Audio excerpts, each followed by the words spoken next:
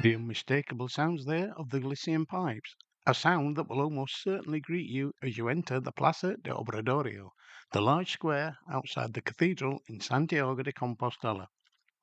I'm Gary Swift. Hello and welcome to Bite Size Camino, the podcast for information and tips for the older pilgrim on any of the many caminos to Santiago de Compostela.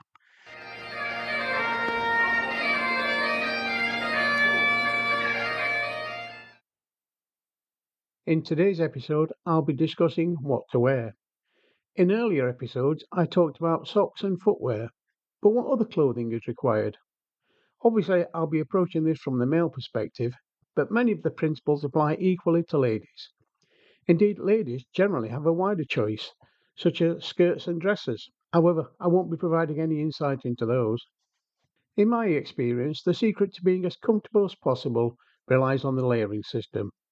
Several thin layers give you more options to regulate your temperature and comfort than one thick layer. Although I will be predominantly addressing this from the perspective of walking early to late summer, this principle applies equally to winter, the only difference being the weight or thickness of the clothing that you choose to build your layers. Let's start with underwear.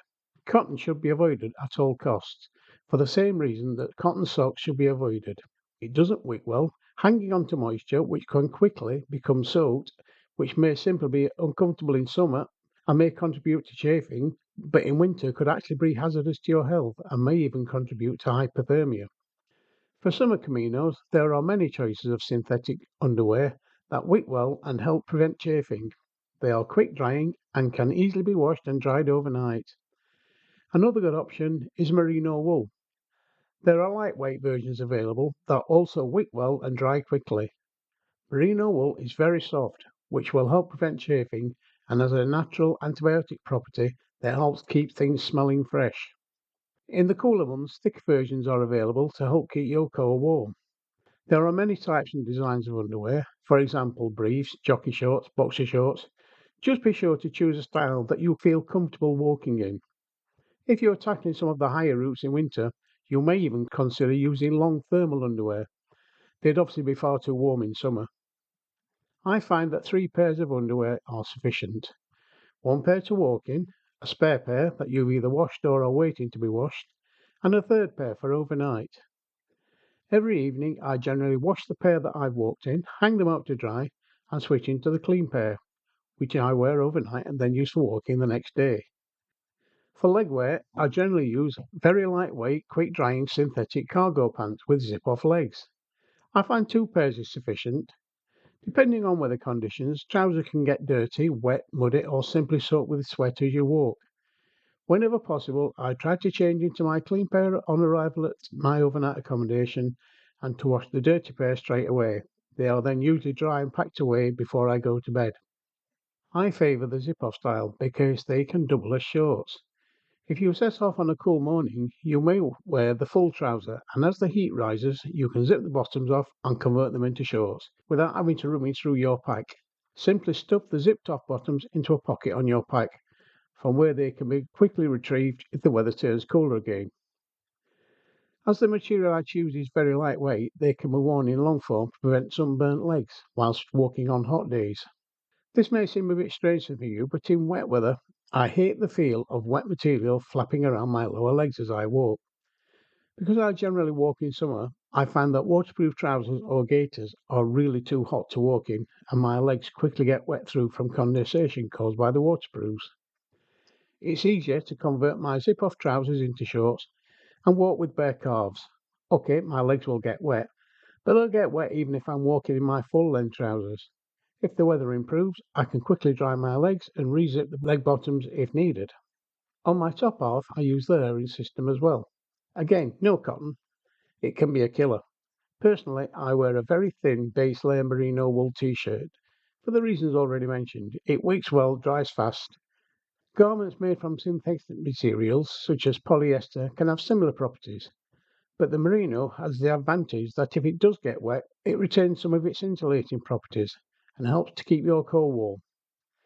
As mentioned previously, it's also resistant to smell-inducing bacteria. Having this soft base layer helps prevent chafing from the straps on your pack, As with the underwear, I generally have 3 lightweight t-shirts, one to wear, a spare and one in the wash. In warm weather, this thin layer is generally sufficient to help regulate your temperature as you walk. You may not need any further layers. If you're walking in the height of summer and are susceptible to burning, there are specially designed UV protection sun shirts. These very lightweight shirts are specifically designed to cover your body and arms to protect your skin from the harsh sun and prevent burning. Many even have a hood to protect your neck and head. These sun shirts are designed to be high wicking and ventilating to keep you cool and dry in the heat of the day. I have carried and used one of these and they are effective. I've even used it as an extra sleep layer in the night when the evenings turn cooler. Even in summer, the mornings or evenings can be cool, so additional layers may be needed. The number of layers you take will very much depend upon the time of year, the prevailing weather conditions on your route, and then if you naturally run a bit hot or a bit on the cold side. I'm generally quite warm-blooded, so one layer over my t-shirt is usually enough for me, even on the cool mornings when setting off before the sun is fully up. This could be a thin sweater, preferably merino wool, or a lightweight fleece top, or my personal favourite, which is a lightweight down jacket. This packs down really small, actually smaller than a pair of socks. It weighs almost nothing, just a few ounces. It's made from wind-resistant material and has excellent insulating properties. However, being filled with down, it's essential to keep it completely dry, otherwise it quickly loses all its insulating properties and becomes a cold, cloggy mess. There are synthetic versions available, and although they don't pack down quite as small and will weigh fractionally more, these can also be a great choice because if they do get wet, they function slightly better than down at keeping you warm. Which brings us to the next question of waterproof outer layers. Many pilgrims opt for the standard hiking gear of a waterproof jacket. These come in many materials, styles and features. Some will be more breathable than others. Some will be longer or shorter, giving more or less protection to your body or upper legs. At its most basic, this could be a simple plastic or PVC jacket, preferably with a hood to stop the rainwater going down your back and neck. At the upper end, you will find jackets with breathable membranes, large zipped openings under the armpits to aid ventilation, possibly with inside and outside pockets. If you do opt for a jacket, then ensure you get one with plenty of room to accommodate any extra layers underneath and to allow adequate ventilation to help keep you free from condensation.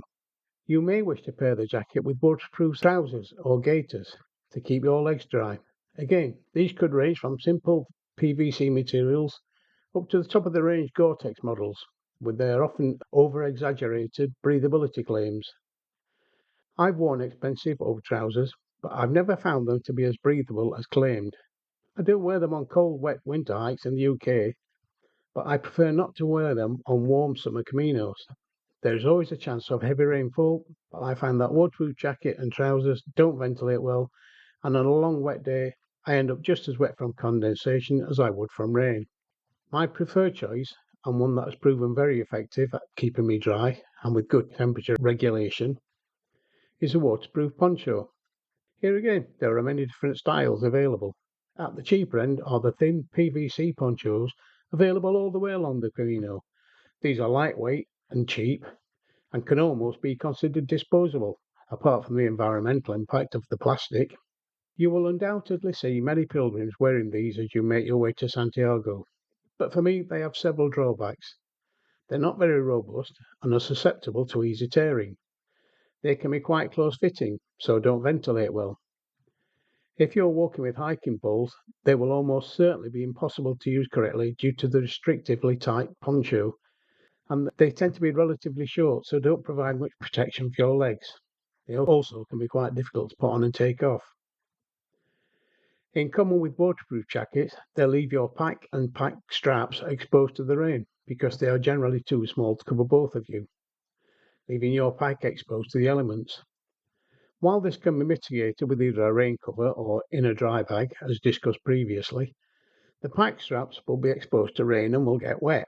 They can absorb a surprising amount of water, which can take some time to dry, and may result in a wet shirt when you eventually remove your waterproofs. The poncho that I prefer is slightly more expensive, but to be fair, not excessively so, and is certainly cheaper than a decent waterproof jacket. This style of poncho comes with a full-length front fastening zip, full-length sleeves, large zipped openings under the armpits to aid ventilation, and it's designed to cover both you and your pack. They're generally longer, covering down to knee length, which works well for me as I often drip off my trouser bottoms. The full zipped opening makes this style of poncho easy to put on and take off, and on those days with intermittent rain, during the dry periods, it can be draped over your pack and is easily pulled back on if it rains again. The built-in sleeves allow you to use your walking balls properly, even when fully zipped, and the large underarm pits really help with the ventilation, keeping you bone dry inside. As this style of poncho covers both you and your pack, it also keeps water out of your pack, especially the rainwater that would normally run between your pack and your back and the pack if wearing a traditional jacket or a smaller poncho. Another advantage is this style keeps the straps on your packs dry. One drawback to all ponchos is that on windy days they can catch the wind and billow out like a huge sail, but mine has draw cords inside that allows me to tighten it around me and my pack, thus mitigating some of the wind problem. I've used this large poncho system on most of my caminos in some very long and heavy rainstorms, and it has performed brilliantly. I've never been wet from either rain or condensation whilst wearing it, and I can highly recommend this method. If you haven't already bought your waterproofs, then give it a try. You might be surprised how effective it can be. Not strictly clothing, but one other item that relates to waterproofs, and that I've used many times and wouldn't go without, is my lightweight trekking umbrella. This is very strong, but also very lightweight, and travels in the side pocket of my backpack. When in use, it fastens to my straps of my pack. The umbrella sits just above my head, leaving my hands free to allow me full use of my walking poles. The umbrella has two functions. On warm but wet or showery days with little wind, it helps keep my head and top half dry without having to mess around with waterproof clothing, which will probably be too hot.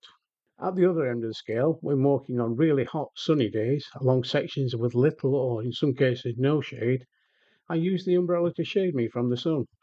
This is really effective, and it can be up to 10 degrees cooler under the umbrella than out in the full force of the sun. It's really effective, and I've used it on many occasions when it has allowed me to remain cool and dry. Other clothing accessories you might want to consider are buffs. A lightweight silk or synthetic buff takes up very little room in your pack, and it weighs very little. It has multiple uses. It can be used as a neck warmer, or under your hat on cooler days, as a sweatband on warm days, or to protect the back of your neck from sun on hot sunny days. There are a myriad of uses. I never go on a camino without one. If you tend to feel the cold, you might consider taking a pair of lightweight gloves for the cooler mornings. There are some great lightweight versions designed for runners. In winter, you'll almost certainly need a thicker pair. This brings us to hats. Some may think it excessive, but I carry two different hats.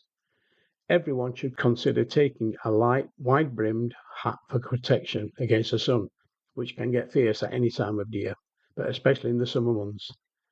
I take a lightweight, wide-brimmed safari style to protect me from the sun on hot sunny days. I've even been known to soak it in water to help keep me cool. My second hat is a lightweight peaked cap like a baseball cap. It's very well ventilated to keep me cool and has a large stiff brim. I wear this cap under my poncho because my safari hat wouldn't fit easily and would be uncomfortable. The large brim of the baseball cap does help to keep the rain out of my eyes and face, but its primary function is to ensure that when I turn my head, the hood of my poncho turns with me, allowing me to see clearly, which works really well. An item that one of my walking companions always takes with him is a lightweight sarong. A bit of a strange choice, you may think, but he uses as a wrap when he's going to and from the shower. It's doubled as an extra bed cover on chilly evenings, and even be used as a towel on occasions. I don't carry one myself, but my friend wouldn't go without his. It might be something you want to consider. The items I've described and the quantities have worked well for me. You may feel you need more, or that you could get away with less, which would be great because everything that we've talked about has to be carried with you. Every extra ounce will have to be carried along your camino, and you'll feel every ounce every step of the way. When I'm making my final selections, I really do weigh every single item on a set of kitchen scales, so I can choose the lightest items and keep my weight to an absolute minimum. Next time, I'll be discussing what else goes into my pack. I'm Gary Swift, and if you've enjoyed this episode of Bite Size Camino, please give me a rating or a review. It really does help.